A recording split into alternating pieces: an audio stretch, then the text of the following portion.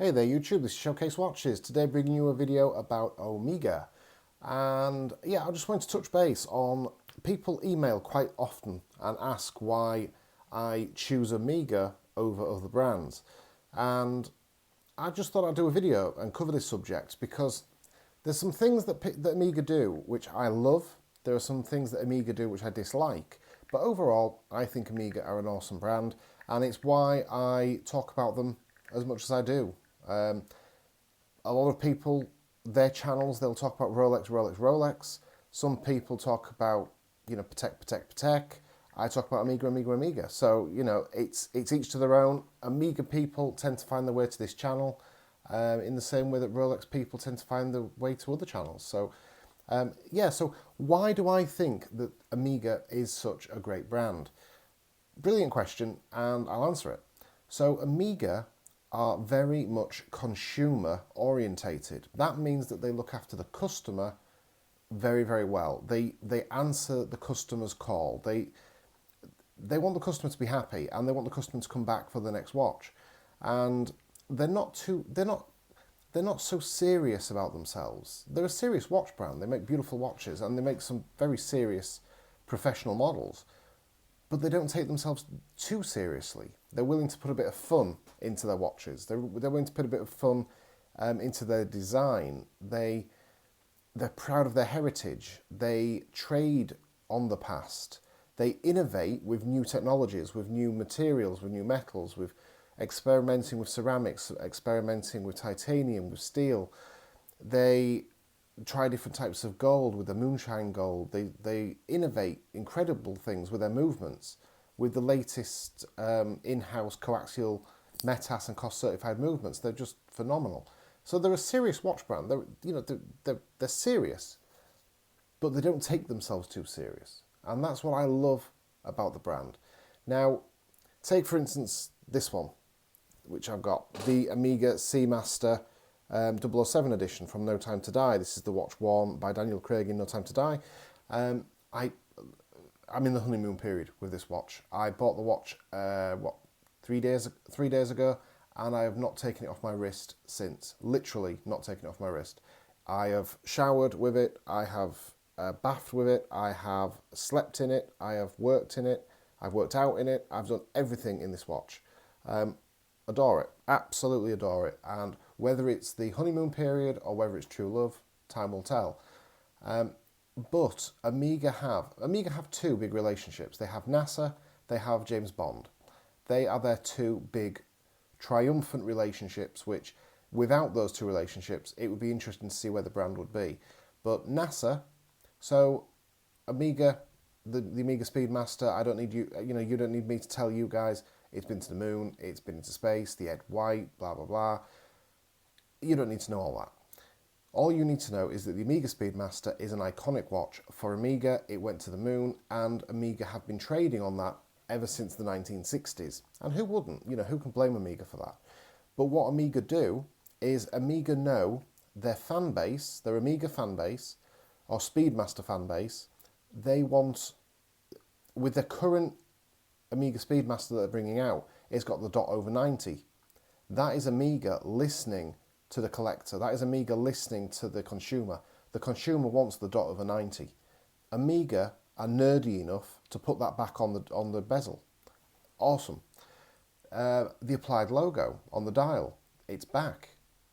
The 42mm case has remained the same throughout history. Going all the way back to the original Omega Speedmaster Professional 42mm watch. They've kept it the same. They've changed the bracelet a little bit, but they do listen to the consumer. The consumer said they wanted a bit of a taper on the bracelet. That's exactly what Omega have done. They listen to the consumer. The consumer, when it came to the Bond watches, like this one, the consumer was saying, we are fed up with limited editions, Omega. We don't want any more limited editions. So Omega have now stopped doing limited editions. They're certainly not doing as many. The No Time to Die Bond watch, that is not a limited edition watch. You could, pick one of these up. It's in production. The Speedmaster Snoopy, which previously has been a limited edition, it's not limited anymore. Anybody can buy one. The Speedmaster Ed White, not limited edition. Omega are not, they try something, rightly or wrongly, they go with it. If it's not working, they drop it and they will try something else. They're innovating all the time, they're trying new things. Now, in comparison to Rolex, Rolex will do something and they carry it through and they do minor adjustments along the way, which is why the brand is so solid. It's why a Rolex watch is such a solid investment, because the Rolex watch of the 1950s to the Rolex watch of the 2020s, there's tweaks along the range, very, very mild tweaks. Omega don't tend to do that. Omega, they have done it with the Speedmaster, but there's been many variations going off from the Speedmaster into ceramics and into, moon faces and all sorts of things. They don't just stick to, they don't just do little tweaks. They tend to tweak a lot of things. A lot of people dislike that. A lot of people love that. Me personally, I love the fact that Omega innovate. I really do.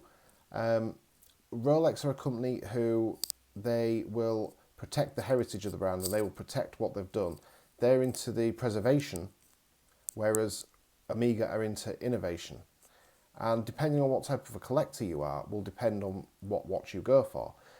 The other thing that Omega do, which I really like, is I'm a massive fan of vintage watches.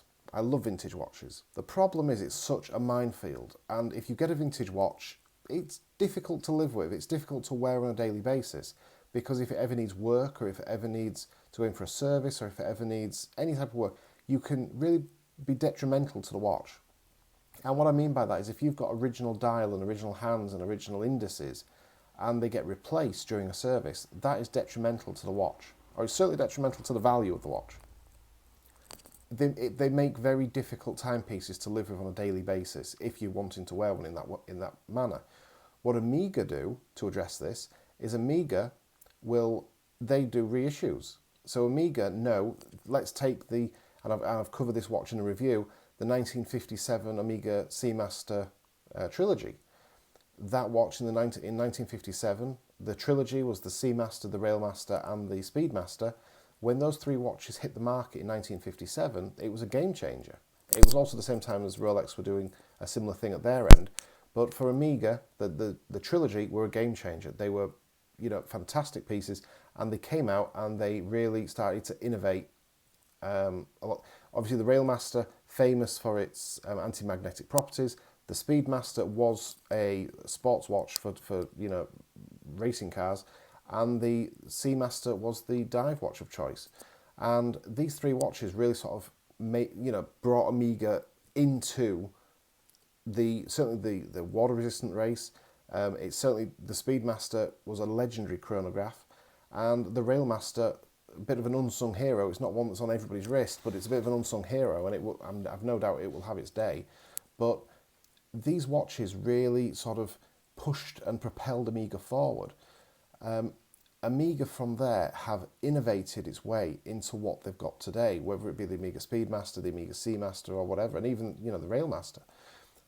They innovate all the way, and anybody who wants a vintage version of that watch can buy one. They can just buy the reissue. So you can buy the Omega Seamaster 300 trilogy. That is a limited edition set from 2017. You can go and buy that watch, and you can wear it every single day. It's powered by the Caliber 8806, the same movement that's in the No Time to Die watch. So it's anti-magnetic to 15,000 Gauss. It's got a 50-hour power reserve. It's an automatic winding movement, coaxial, METAS, COSC certified. It's a proper modern bit of kit, but it's all dressed up in a vintage housing, but with modern build quality. So you've got a vintage watch vibe with a modern dependability and wearability. And to me, from my perspective, I love that, because that's a consumer's dream. And take this one that I'm wearing, the No Time to Die. This watch, just in my 3 days of wearing it, I absolutely adore it. And the reason being is because it's so under the radar. I struggle with my daily work I love nice watches, and if I'm not wearing one, I do feel I'm missing something. You know, if I don't have a watch on my wrist, or if I don't have a nice watch on my wrist, I'm not satisfied with just wearing a beta watch for work. I like nice watches, and they're a part of my life, and I like to enjoy them. I can't wear a Rolex GMT at work. I can't wear my Omega Speedmaster at work. They're a bit too obvious. They're a bit too in your face. This, completely under the radar, because it's the grade 2 titanium and the tropical dial. It's quite, I wouldn't say a dull watch, but it's certainly under the radar, and there's nothing shouty about this piece. You can see how it doesn't really reflect a great deal of light. I've got loads of lights in here, and it doesn't reflect hardly any of it. It's just a really nice under the radar watch, and you can wear it with any attire. So, now I'm in my hoodie, and it just looks, it doesn't look out of place. If I had my GMT Batman, it would look a bit too blingy for this type of attire. So I'm wearing now a modern, perfectly capable professional timepiece, which is, it can be rated to 300 meters diving resistance. It's got a modern movement, but it's got everything of a vintage appeal. It's under the radar. And the other thing that Omega do, which I love, is, and on particular this model, which I am going to be reviewing this watch once I'm past the honeymoon phase, or once I've started to pick up on its negatives as well as positives, I will do a review of this watch. But this watch has a aluminium bezel and an aluminium dial. And the reason for that, and Omega has made it clear that Omega did this because they want this watch to age with the wearer. And that is something that definitely myself and a lot of watch people want. Ceramic is better. So ceramic is a better material. It's scratch resistant, and it's fantastic, and your watch will look brand new forever. That's great. I don't want that. I want a watch to look as battered and as old as I do. So this watch can age along with me. It can go on life's journey and look like it's been on a life's journey. Whereas some of the modern watches, whether it be in a Rolex Submariner or whether it be the Omega Seamaster Professional Ceramic, them watches are going to look brand new in 20 years. This watch is going to look a bit battered and bruised. That's what I want. That's what I want from a watch. I want it to reflect a lifetime of service. And Omega have answered the call. It's so easy for Omega. It would have been so easy for Omega just to have slapped a matte ceramic bezel. I mean, the matte ceramic bezel is nothing new. They did it on the 2012 release of the Planet Ocean. They could have quite easily done it with this. In the same way that Tudor have gone with the Tudor Pelagos. The Tudor Pelagos, that is a matte ceramic bezel, which suits its aesthetic perfectly. It's a tool watch through and through. It suits it perfectly. It doesn't age. This will, as will the dial. It's going to look vintage. It's going to look old. But the beauty of it is that the patinaed lume and the patinaed bezel, it's already got age to it. So the bezel and the dial is just going to catch the indices up. That's all that's going to happen. So it's going to age beautifully. Again, this is Omega listening to the customer. They're listening to the client. On the Omega Speedmaster, they've just launched the Ed White. They've brought back the Caliber 321 movement. Why have they done that? Because the consumer wanted it. Because the Omega listens to the consumer. They listen to the collector. They listen to the watch nerd. And Omega are watch nerds. Within themselves, Omega are watch nerds. I just love them. I really do. What do I dislike about Omega? I dislike that they're part of Swatch Group. I would have loved for Omega to have remained independent in the same way as Rolex has. I really would. However, that being said, because they are part of Swatch Group, they've got access to a lot more technologies. They've got access. There's a lot more brains in the camp when you're part of a big organisation like Swatch. So they can pick their technologies and they can use, which ultimately gives the consumer the better watch at the end of it. But there is something quite old-fashioned about it remaining independent and everything's done in-house by the independent. There is something that I respect Rolex for that, definitely. I do like that when things are kept in-house. There's something almost a bit cottage industry about it. I know Rolex is nothing like cottage industry, you know what I mean? But there's something pure about it. Whereas when you're swallowed up by a bigger company like Swatch Group, yeah, I don't think you lose a little bit of identity, a little bit of yourself, I think. So I've got a bit of a criticism for that. I was the first one to criticise Amiga for all the limited editions. They were getting a bit out of hand. Thankfully, it's looking like they've dropped those, so that's brilliant. And if we're going to talk about money, I suppose value retention. Amiga don't hold value as well as Rolex and other brands do. So although I don't buy my watches with a financial brain as such, you can't ignore it. If you've purchased a watch for, I mean, take this one. This is more expensive than the Rolex Submariner.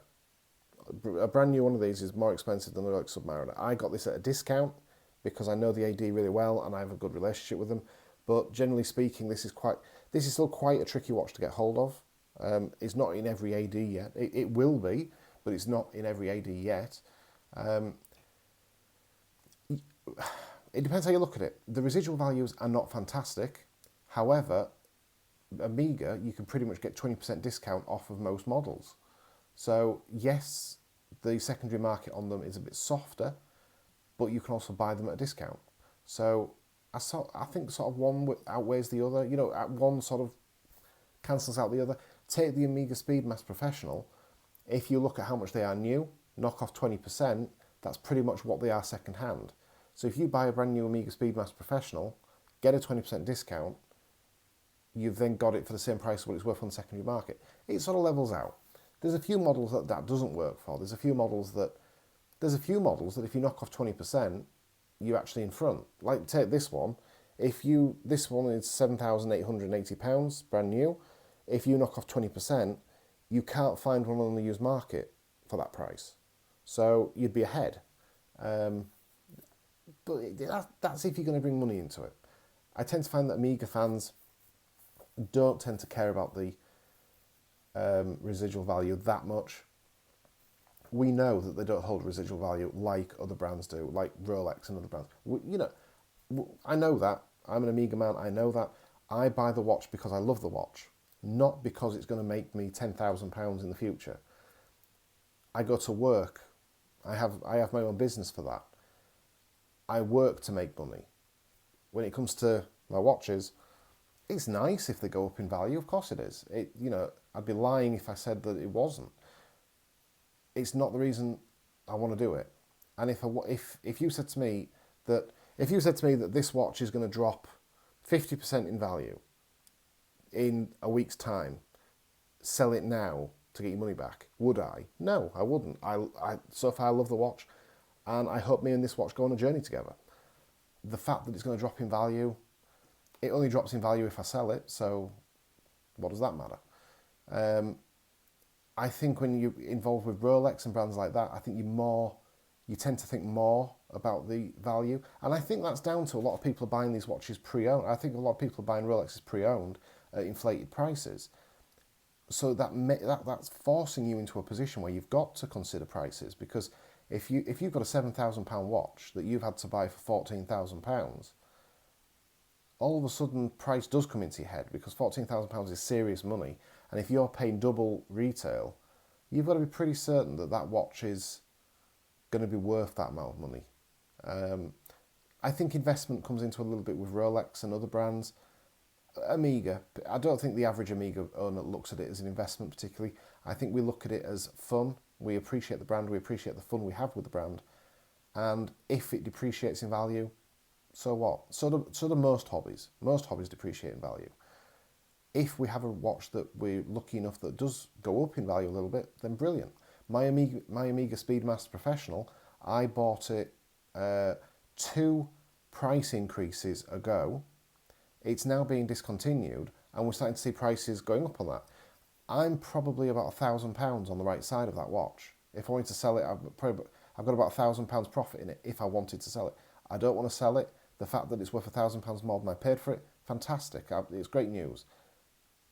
I don't really care until the day I come to sell it, which I don't think I ever will. So, do you know what I mean? And this is the brain that I tend to think with. I don't think everyone in the hobby shares the same opinion. I think money does creep into it with a lot. Investment certainly creeps into it with certain brands. I'm pleased that Amiga. It's difficult. I wish Amiga was better on the residual value, because I wish that everyone could go into an authorised dealer, buy a watch for £4,000, and it'd be worth 3.5. That'd be fine. That'd be an acceptable depreciation. The fact with Amiga is you probably buy it for £4,000, it's probably worth 3. You take a bit of a hit as soon as you walk out the door, as you do with a car. I wish that wasn't the case. You do get the discount, which sort of makes up for it a little bit. But then, if you don't care about the money, you don't care about the finances, what does it matter? Depends which side of the fence you're on. So yeah, I just wanted to make this video and not defend Amiga, just give you my opinion of why I love Amiga.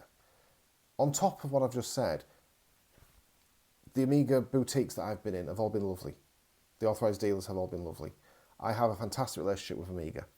I've had negative relationships with other brands in the past, Rolex being one of them. I have had negative experiences with ADs with multiple brands, not just Rolex. Amiga, I know several authorised dealers and I get on with them all. And I'm not different with them than I am with any other. They're different with me. And that's the important bit, is you get to feel very, very well looked after. With Amiga, I'm invited to events. I'm invited to red carpet events. With other brands, they don't want me to own their brand. So, do you know what I mean? And I am a little bit bitter towards Rolex through my experiences with the authorised dealer network. I am, and I'll hold my hands up and admit that, which is a shame, because I think Rolex make a damn fine watch. They're a beautiful watch, and I own Rolex. You know, I don't just collect Amiga. I have Rolex as well. I love my Rolex watches. The brand just really winds me up, and it's from a snobbery point of view more than it is what they do. It's the AD network. It's all the games, the rings that you've got to jump through and what have you. Amiga don't tend to make you do that. If you want to watch that Amiga has, you can go online onto Amiga's website and you can log your interest in that watch and give them your email address. They will email you back when that watch becomes available. Everybody has fair chance of owning the hot pieces, not just the VIP list. Because let's face it, if this VIP list was real, there wouldn't be any watches on the pre-owned market. So the VIP list seems to be flippers in the Rolex world, which just leaves a bad taste in my mouth, because I know loads of people email in who just want the first Rolex. They just want a nice Rolex watch and they want to pay retail for it, but they're having to pay secondary market because the VIPs are flipping the watches. So it's annoying. It's that whole game which I get annoyed about. The watches themselves, Rolex watches, are phenomenal watches. And if you're a Rolex fanboy, good on you. I think Rolex watches are superb. I don't like the brand. Amiga, I think, are superb watches, and I like the brand. That's probably the only reason why I'm an Amiga boy rather than a Rolex boy. That's probably the only reason, is I like the brand, I like the watches. I like Amiga. Rolex, I love the watches, I don't like the brand. That's why I'm not a Rolex fanboy. Do you know what I mean? So it's not that I'm hating on Rolex, it's that I've just had bad experiences and been burned by the AD network. And I'm the first to admit it. That I've been scorned. I haven't been scorned by Amiga, Breitling, TAG, Oris, Hamilton, Patek, Lange, whoever you want, Grand Seiko, whoever. None of the others have really done it. It's just one brand. So let me know what you guys think. Check out the rest of the channel. I have reviewed numerous watches and I talk about watches a lot. And if you have any questions, you can email me, drop me a comment, and I will get back to them the best I can. But yeah, check out the rest of the channel, subscribe to the channel, all the usual stuff, and leave a thumbs up if you like the content. Thank you for watching, and wishing you all a Merry Christmas and a Happy New Year. And if I don't speak to you beforehand, I will speak to you in 2021. Take it easy, guys. Thanks for watching.